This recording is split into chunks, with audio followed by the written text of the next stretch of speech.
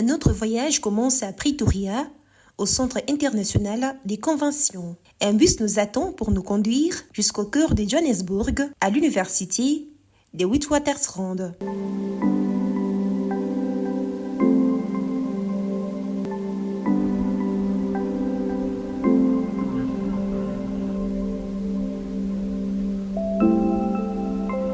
Cette visite s'inscrit dans le cadre de la 13e conférence mondiale des journalistes scientifiques tenue à Pretoria du 1er au 5 décembre 2025. Après près de 2 heures de route, nous arrivons sur les campus de WIT, l'une des universités les plus prestigieuses d'Afrique du Sud.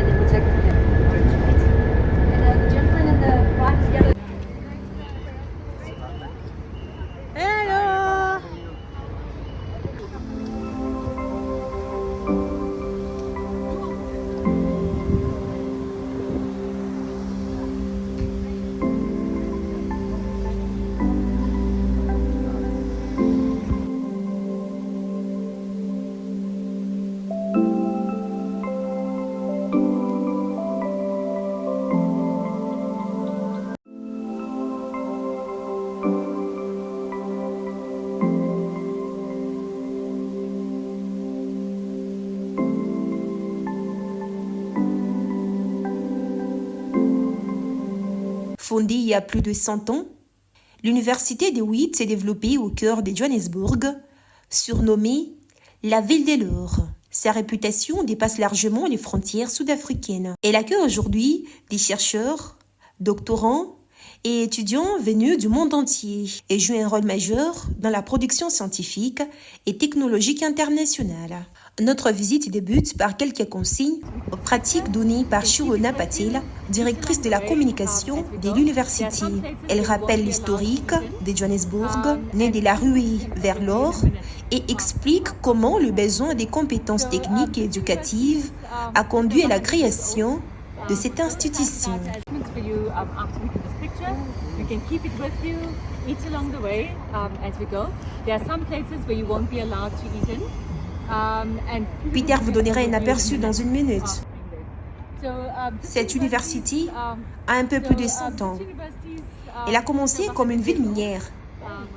Johannesburg étant connue sous le nom de la ville de l'or. Lorsque l'or a été découvert, une ruée vers Johannesburg a eu lieu. C'est vraiment ainsi que la ville a commencé. Quand ils sont arrivés ici, ils se sont rendus compte qu'il y avait besoin d'une institution éducative. Ils ont donc commencé à construire des écoles.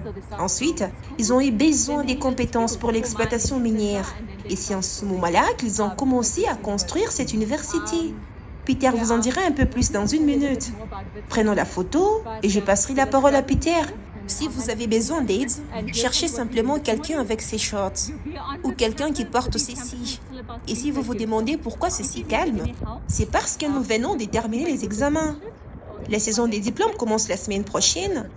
C'est pourquoi vous ne verrez pas beaucoup d'étudiants autour de vous.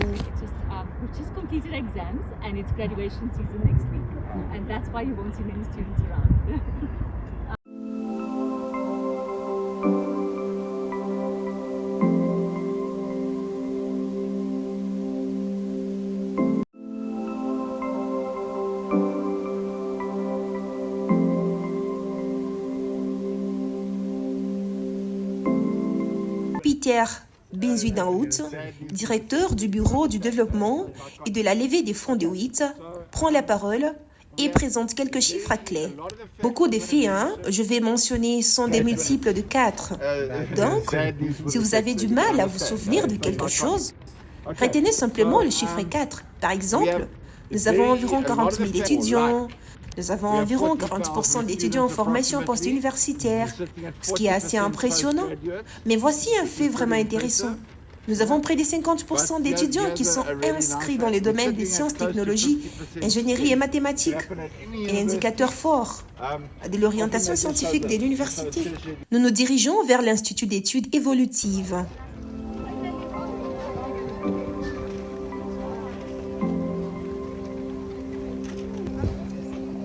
un lieu emblématique qui abrite certains des fossiles les plus anciens du continent africain. Parmi eux, ces squelettes presque complets des Masospondylus carinatus, un dinosaure herbivore ayant vécu il y a environ 2 millions d'années au début du Jurassique.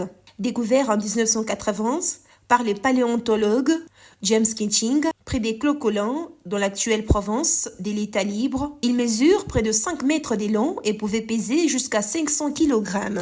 Ce dinosaure est particulièrement connu pour les informations qu'il apporte sur les comportements reproductifs de premiers dinosaures. Surnommé Big Mama, il est associé à la découverte de nids contenant jusqu'à 30 œufs, l'une des plus anciennes preuves des comportements parentaux chez les dinosaures.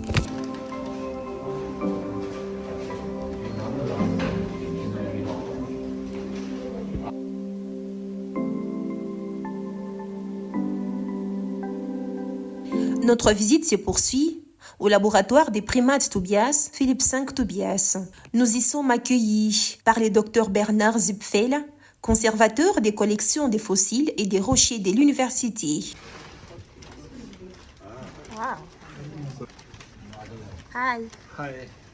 Ce laboratoire rend hommage à Philippe V Tobias, paléoanthropologue sud-africain de renommée mondiale et figure centrale de l'étude des origines humaines.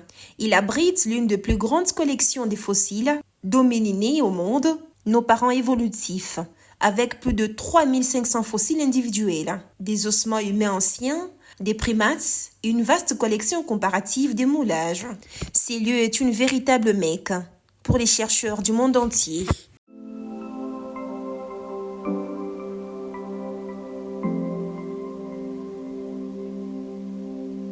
Parmi ces trésors scientifiques, un fossile occupe une place à part, l'enfant des Tongs.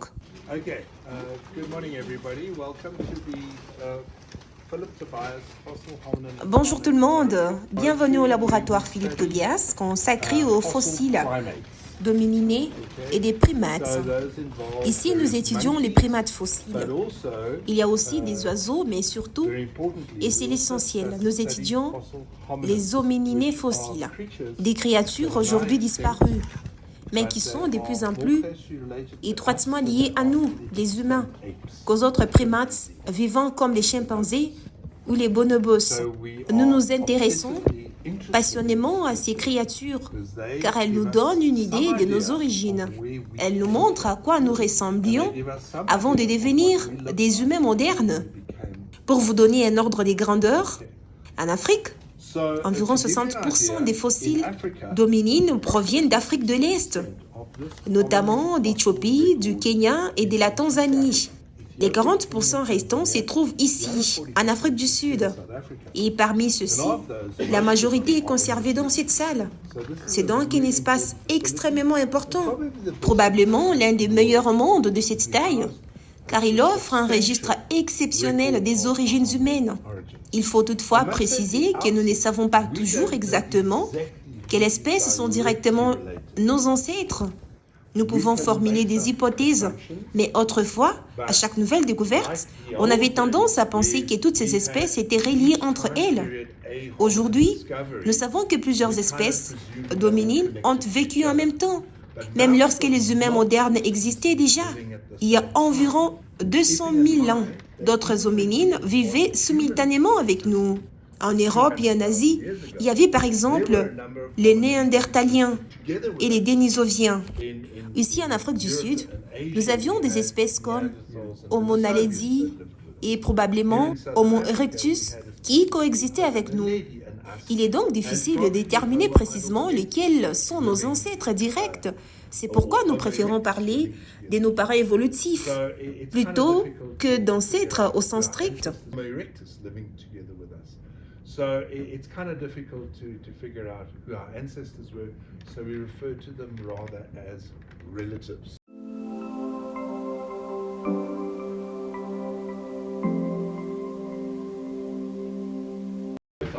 No South African. Ah, I will forgive you. Okay, this is the Taung child. Commençons par ces fossiles. L'enfant des tongs. On pourrait dire qu'il s'agit de l'un des fossiles les plus importants au monde. Is it Lucy? Ce n'est pas Lucie. Lucie est très célèbre, bien sûr, mais ces fossiles est encore hominine jamais découvert. So in 1924, Raymond Dart, a professor at this university, En 1924, Raymond Dart a reçu un bloc de was roche brought a piece of rock or breccia. appelé une Okay. brèche. It looks like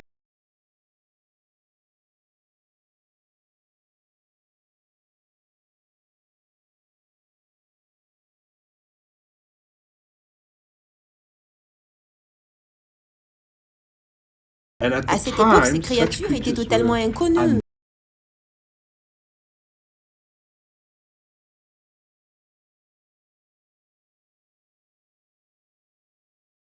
that Exposé preparation ici, process. il a And he ainsi mis brought au out jour a small la mâchoire lower inférieure jaw d'un of a enfant child d'environ of 5 around ans, 5 years old, un visage très a primitif face of a et child surtout un primate, moulage naturel de and l'intérieur du most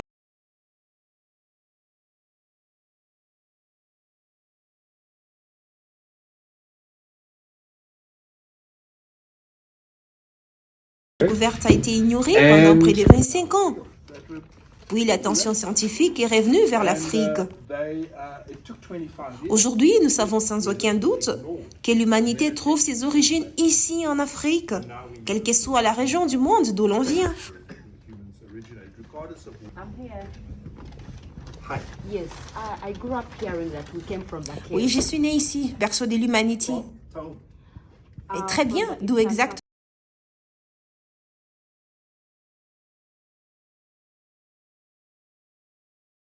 Nos grands-parents disaient toujours que nous venions de grottes. Et je me demandais où est l'escalier. Et d'une certaine manière, il avait raison. C'est bien dans cette région du monde qui se trouvent nos origines. Je sais que l'on pourrait passer la journée entière ici, mais il y a encore beaucoup à voir.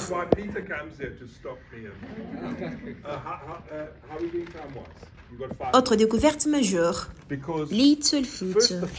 Le premier os retrouvé par le professeur Ron Clark était des os du pied. Pendant des années, c'était tout ce que nous avions.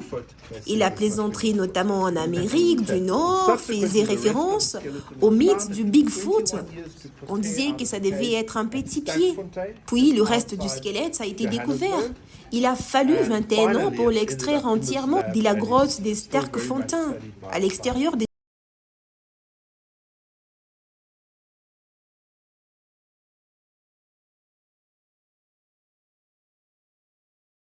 site de Malapa, également dans le berceau de l'humanité. Il a été nommé Australopithecus sediba.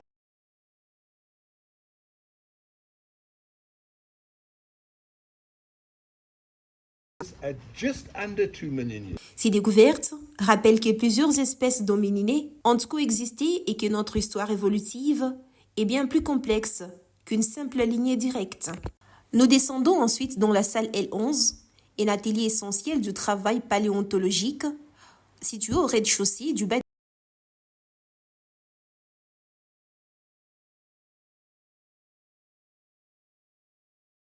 Verre de plâtre de Paris, une couche protectrice destinée à éviter toute détérioration durant les transports. La première étape du travail consiste alors à découper et retirer ce plâtre avant de passer à la préparation proprement dite des fossiles.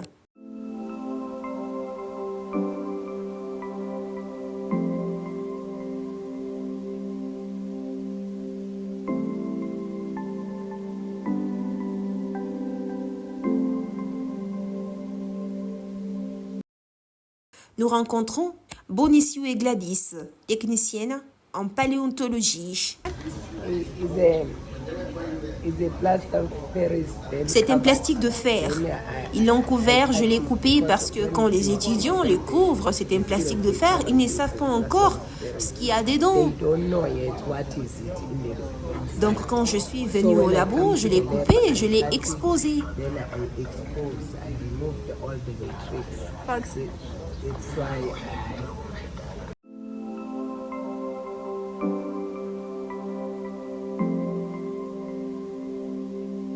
Dans la même salle, Charlton Dubé, également technicien, participe à ces travaux minutieux. Le plastique vient des Free States, en Afrique du Sud, autour des zones comme les Tunis. C'est appelé l'Isdrosur. Il y en a beaucoup. Je l'ai préparé pour qu'il soit bien identifié sous son nom.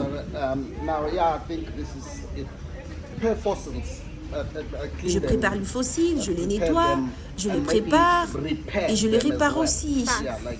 Je les colle, je les mets ensemble. Dans cet atelier du scree, chaque geste compte. C'est une étape invisible pour le public, mais indispensable à la compréhension de notre histoire évolutive.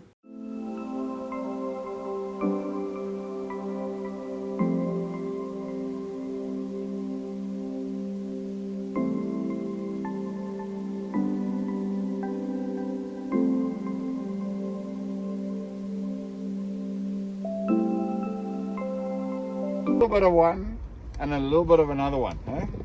So I'm going to tell you about our health sciences because it's important. I told you 40% À Witt, of our la recherche en publications come sciences de from la health santé sciences. occupe une place centrale. And in health sciences we have, and I'll put you on, Environ 40% de nos publications scientifiques proviennent de ces domaines. Le principal campus de sciences de la santé est situé à Parktown, sur les hauteurs de Johannesburg, à proximité de Charlotte Max K. Johannesburg Academic Hospital. Des grands laboratoires d'anatomie, des installations d'enseignement, ainsi qu'un laboratoire des compétences chirurgicales avancées destiné à la formation des chirurgiens. Rappelez-vous, Witt ne formait pas seulement de médecins. L'université regroupe également toutes les professions de santé alliées. Physiothérapeutes, ergothérapeutes, pharmaciens, dentistes et bien d'autres disciplines essentielles au système de santé. La visite se poursuit à la bibliothèque William Cullen, l'un des bâtiments historiques du campus, ouvert en 1934, et aujourd'hui un centre de recherche avec des collections spéciales africaines, des publications gouvernementales anciennes et diverses archives. Ces bâtiments abritent le Historical Purpose Research Archive, l'une des plus archives indépendantes d'Afrique australe.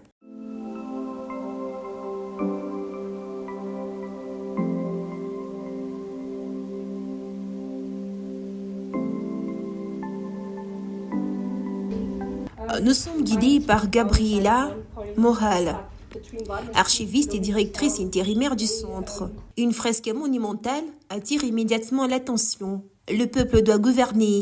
Cette inscription rappelle que le pouvoir appartient au peuple et inscrit ces lieux dans l'histoire des luttes pour la démocratie et la justice sociale en Afrique du Sud. La salle est également ornée des livres, photographies et d'images de Nelson Mandela, symbole universel de la lutte anti-apartheid et de la démocratie naissante.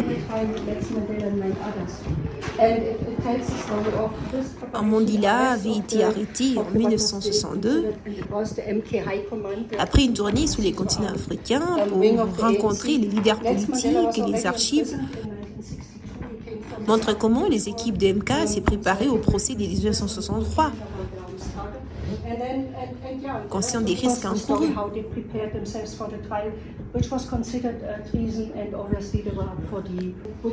Gabriela souligne que ces archives ne sont pas de simples traces du passé.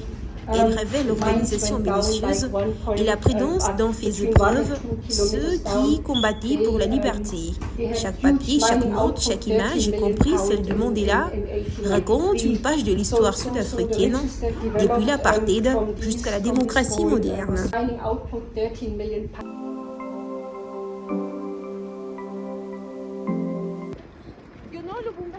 Yeah, yeah. My wife's been to Kinshasa. Okay. Where are you from? Kinshasa is the capital. Oh, my I'm wife, from okay. Lubumbashi. You're from Lubumbashi? Lubumbashi. Ah, on the copper belt. Yes.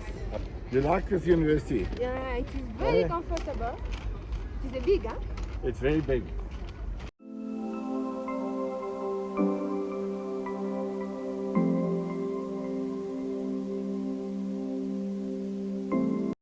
We'll show down. And then I'll try to tell you about the other campuses and point them out. Dans de nombreux Unfortunately, domaines, WIT a un impact many majeur respects, sur des outils de recherche en sciences de la this santé. is, well, Aujourd'hui, this is a près de significant 40% de nos research publications output. révèlent de ces Footprint champs. in health sciences, and unfortunately we won't go there today. But Mais 40% laissez-moi of vous our montrer ce que publications nous observons are in depuis health ici. sciences. Nous disposons d'un So vaste I'll tell réseau you a des little sciences bit de la about that santé when à you can Pacha. sort of see it from here. We have a very substantial health sciences network setting up in Parktown, where you came off the highway. Juste là, sur votre gauche, en sortant de la route.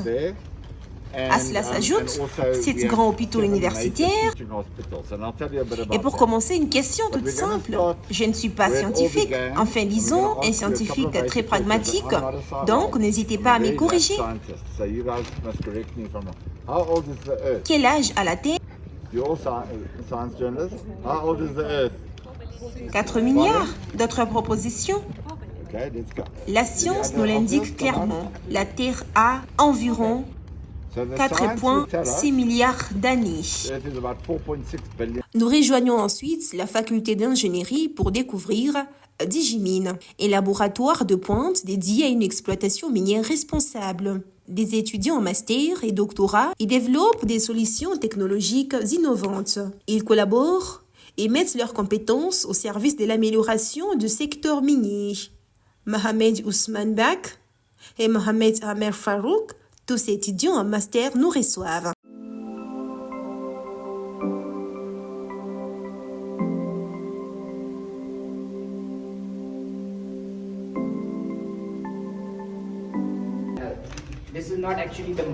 Ce n'est pas la mine en elle-même, mais c'est les tunnels d'accès que nous utilisons pour entrer dans les profondes parties de la mine. Donc, c'est une structure où nous devons planter des TNT et nous les brûlons. C'est un contrôle des brûlures. Donc, nous savons quelles ont sera exposées après la brûlure. C'est un tunnel des contrôles des brûlures. Vous pouvez voir la brûlure juste à l'entrée. Dès lors, nous donnons un modèle après. Nous les appuyerons et nous vérifions l'impact de cette brûlure. Et comment ça se passe? C'est ensuite pris dans la tête réelle. C'est basiquement pour ça. Dans ces tunnels d'accès aux mines, il n'y a pas de GPS ni de connexion Internet, car ces outils ne fonctionnent pas en profondeur dans les mines en raison de la connectivité limitée. Nous vous montrerons le reste dans la salle de contrôle, où nous avons tous les détails. Selon le Dr Peter, le laboratoire Digimine utilise une technologie appelée LIDAR pour surveiller la mine. Au lieu d'envoyer des équipes physiquement pour inspecter, ils utilisent les réseaux lumineux et électriques existants pour transmettre les données. Aujourd'hui, beaucoup des mineurs portent des appareils numériques personnels qui permettent de collecter des informations en temps réel. En cas de problème comme un incendie, des équipes et des petits drones sont envoyés pour vérifier la sécurité. Les données collectées permettent de créer des modèles 3D précis de la mine. Digimine incarne une vision de l'exploitation minière tournée vers la sécurité, la durabilité et l'impact social positif. Lors de notre visite, nous avons eu la chance de découvrir ces installations fascinantes de près. Il était impossible de ne pas immortaliser ces instants par des photos souvenirs.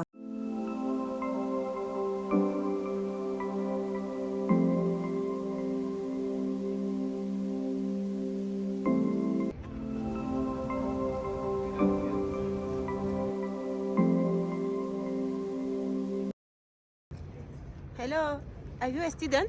Yes, I am. Okay. Hello. What's your name? Ntokozo. What's your name? My name is Ruth. I'm come from DRC. Nice to meet you. Okay. And you, your name? My name is Kosnati. Ok. So you See here you. for the month? Autre lieu marquant de cette prestigieuse université, le WITS Anglo-American Digital Dome, ancien planétarium rénové. Il est aujourd'hui un espace immersif numérique de classe mondiale.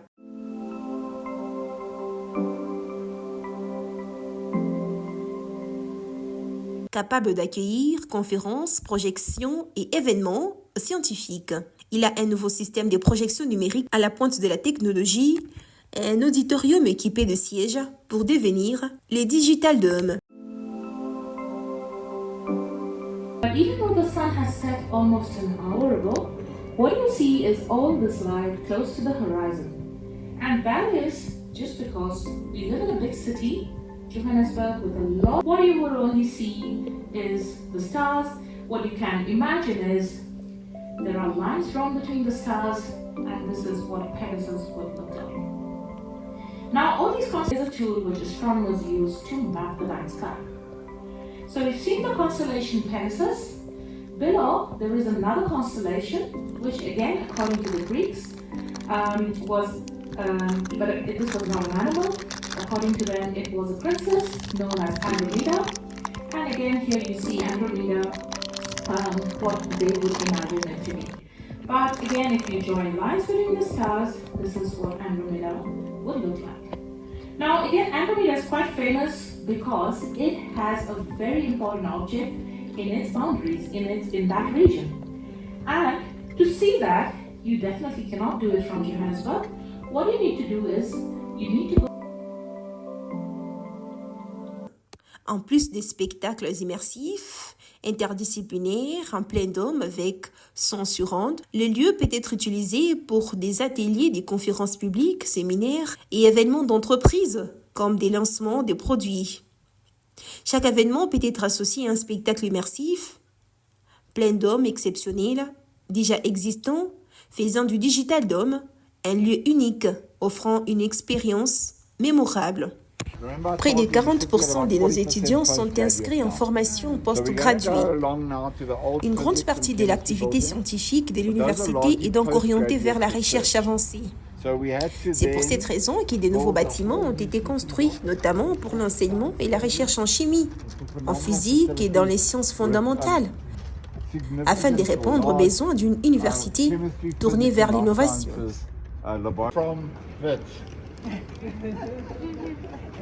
I gave you a clue. 4, yes. So we've had 4 Nobel Prize winners, huh? Who would you know? Okay, who would you know? The easy one. Nelson Mandela. Okay. Nadine. Dr Peter représente au professeur Andrew Forbes, directeur du laboratoire des lumières structurées, qui fait partie de l'école de physique de l'université. Une figure reconnue en optique et photonique. Ces laboratoires travaillent sur des sujets avancés à la fois en optique classique et en optique quantique. Les recherches mêlent théorie, expérience de pointe et outils numériques ou informatiques et comprend plusieurs chercheurs, doctorants et post-doctorants spécialisés dans différents aspects de la lumière structurée. We also build our own lasers so that the laser gives out all this cool light. And then we do it at the quantum realm. So we tailor entanglements and single photons to have these. So Pedro.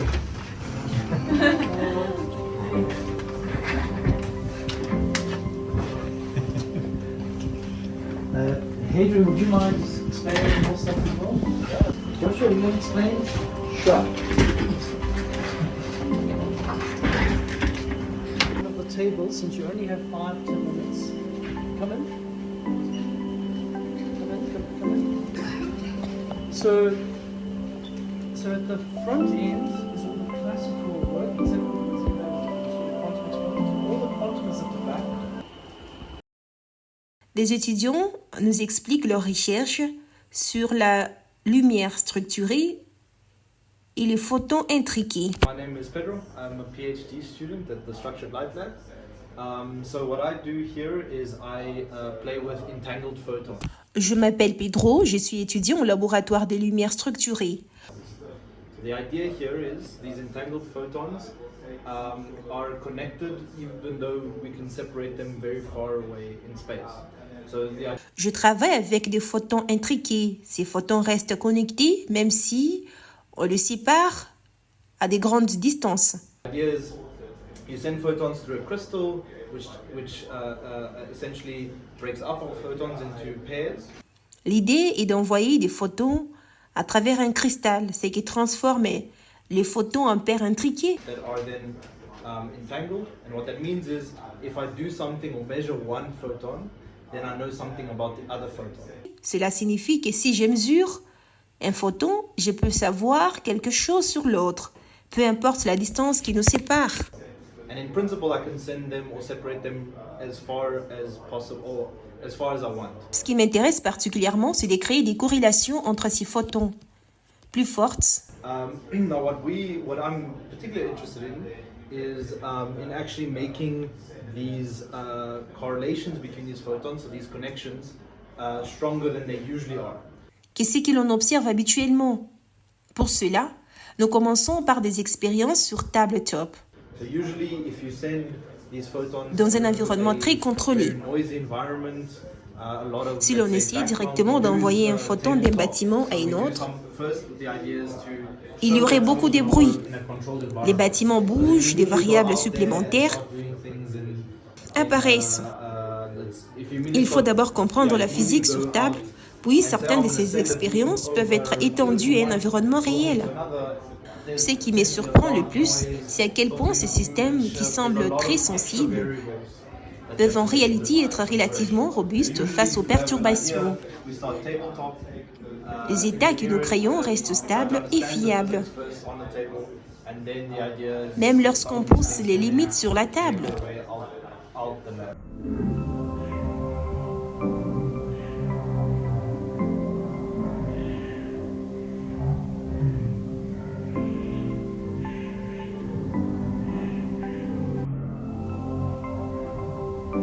And then how much I would enjoy it, I guess that's surprising. Thank you. Okay, as three journalists, not so many write our own physics. How have you interacted with most of the science writers?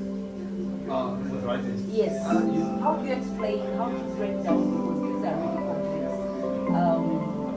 Le groupe contribue à placer l'université comme un centre majeur de recherche en optique et technologie photonique en Afrique et dans le monde.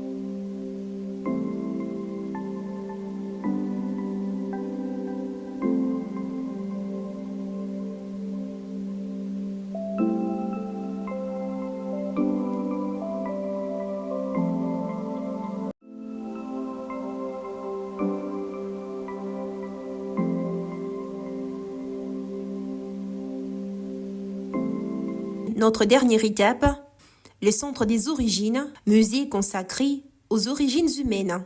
Nous y découvrons une œuvre monumentale de l'artiste sud-africain Walter Holtzman, inspirée de la projection de Mercator.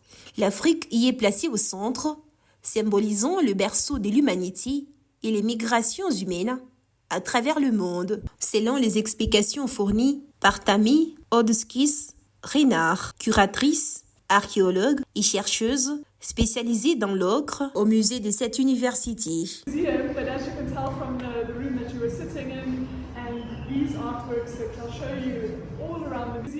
Comme vous pouvez le voir dans la salle où vous êtes, ces œuvres d'art que je vais vous montrer à travers le musée sont des œuvres contemporaines. Nous sommes un mélange d'un musée et d'une galerie d'art qui regarde la créativité humaine. Les origines des êtres humains qui deviennent des êtres créatifs et l'art qu'ils produisent. Nous nous concentrons sur le fait que les êtres humains ont leurs origines en Afrique et se sont diffusés à travers le monde. Et nous nous concentrons sur les traditions africaines et sud-africaines de l'art.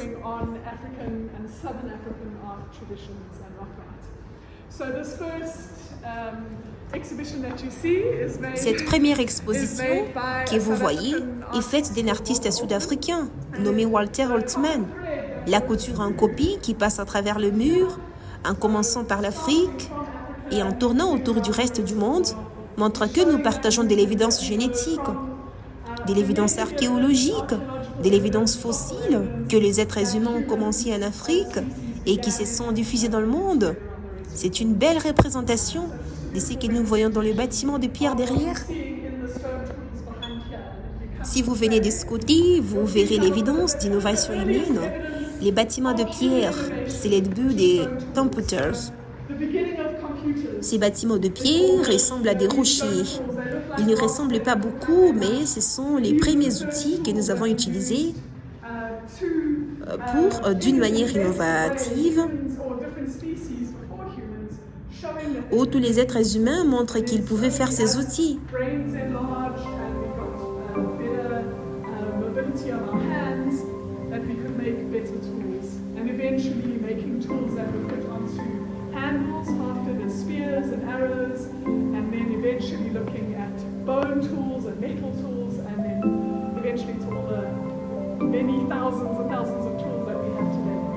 So you can have a look at these if you want. These we decided in the museum.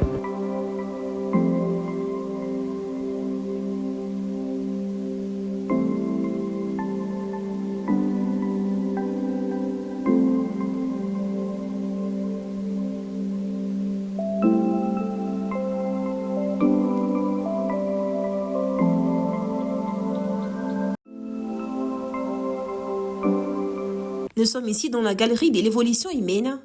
En ouvrant les tiroirs intégrés au mur, les visiteurs découvrent des répliques de crânes fossiles. C'est à partir de cette comparaison que Dr Tammy explique ce que révèlent ces espèces humaines anciennes. L'un des éléments les plus marquants ici est la taille de l'individu adulte, resté très petit, bien plus petit que les Homo sapiens, hommes ou femmes, tout en étant déjà bipédales.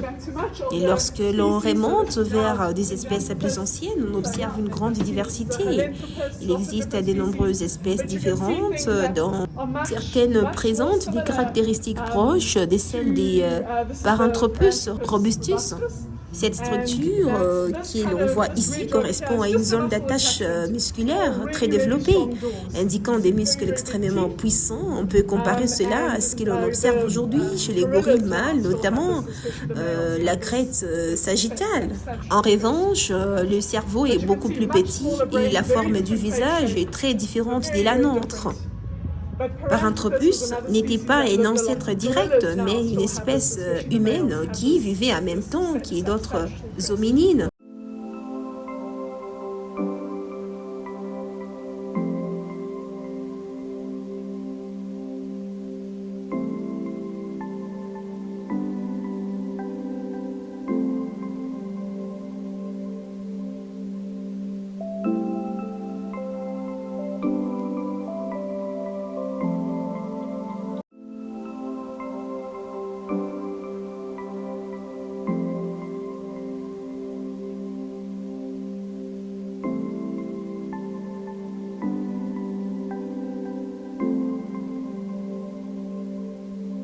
Hello. How are you? I'm fine. Enjoy. What's your name? Sivan. Okay, thanks.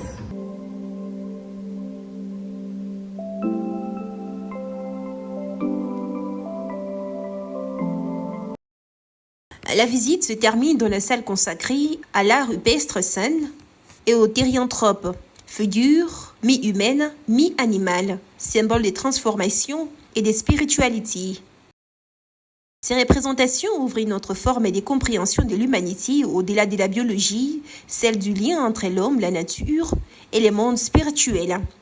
Les thérianthropes sont des êtres à représenter dans l'art de nombreux groupes à travers le monde, notamment dans l'art rupestre des scènes en Afrique australe. Ce sont des représentations d'êtres mythiques, mi-humains, mi-animaux. Les thérianthropes sont représentés dans les peintures rupestres à travers l'Afrique australe, en Afrique du Sud, au Lesotho, au Mozambique, au Zimbabwe, au Botswana et à Namibie. La plupart des therianthropes San représentent des êtres mi-antilopes, mi-humains, des créatures bipèdes au torse humain et à la tête d'antilope. Il est parfois difficile d'identifier précisément l'espèce d'antilope, mais l'élan est une représentation courante et les rebocs a également été identifié. C'est que les therianthropes nous apprennent. On croyait que les Guérussersan s'est transformés en animaux et en oiseaux lorsqu'ils étaient en transe. Dès là, certains ont avancé que les êtres représentés dans l'art rupestre San pourraient être des guérisseurs en extase, s'envolant dans le monde des esprits après avoir fusionné avec leurs guides animaux, la beauté inspirante des therianthropes.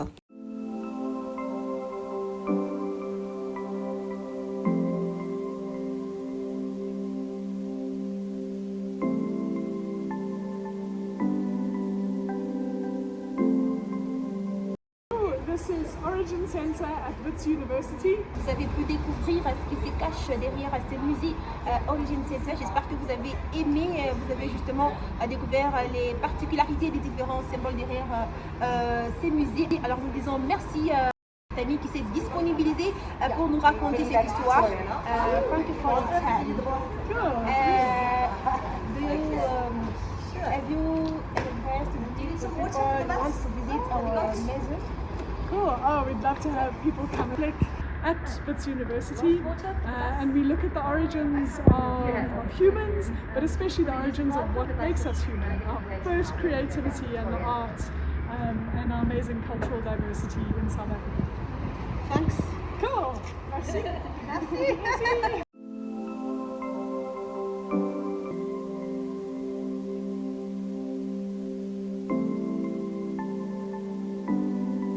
Les conférenciers repartent impressionnés. Ce qui m'a vraiment frappé, c'est la manière dont ces centres racontent l'histoire de la région avec une approche profondément innovante. J'ai été frappée par la façon dont il fait dialoguer l'art et la science, deux mondes que l'on associe rarement. Pourtant, ici, cette combinaison fonctionne parfaitement. L'atmosphère, la qualité du lien, tout impressionne. Ils parviennent à transmettre l'histoire de cette région de manière à la fois claire, sensible et esthétiquement remarquable.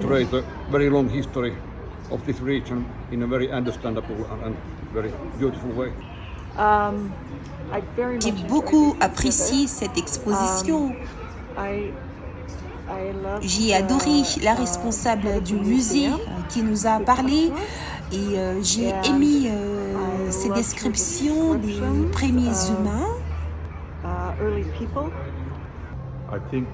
Le musée est vraiment un lieu qui nous fait réfléchir sur nos origines et vous vous sentez proche de votre terre natale. C'est une belle connexion passé, présent et futur. Et nous avons vu l'histoire de l'Afrique. Pensons que si tous les pays africains peuvent faire de même, alors nos enfants, les générations futures, en bénéficieront énormément. J'ai trouvé que c'était génial de voir tout d'abord une université aussi importante que celle-ci en Afrique du Sud. Et à la fois un voyage dans le passé vers nos origines où l'on voit des fossiles de premiers humains, où vous savez de nos ancêtres et en même temps on se projette dans l'avenir. Nous avons vu les laboratoires de physique quantique les plus avancés. Ils réalisent des technologies qui sont incroyables, peut-être des applications médicales, des choses comme ça. C'est donc à la fois un voyage dans le passé et un voyage vers l'avenir. Et voir que l'Afrique du Sud fait cela est assez incroyable. Donc j'ai vraiment été très impressionnée.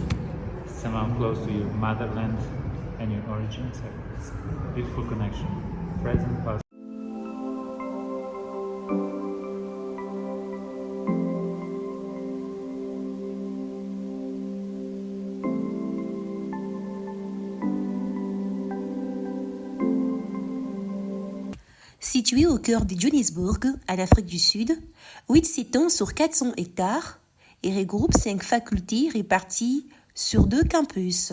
Elle accueille aujourd'hui près de 40 000 étudiants venus du monde entier. Née pour accompagner la recherche dans l'industrie minière, l'université a su diversifier ses domaines d'excellence. Un siècle plus tard, WIT s'impose comme une référence académique et scientifique à l'échelle mondiale. Réputée pour sa recherche de pointe, l'université du Witwatersrand forme des esprits critiques capables d'influencer le monde. Elle se distingue par son engagement envers l'innovation, la justice sociale et le progrès humain. Son campus dynamique reflète la diversité culturelle et intellectuelle de Johannesburg.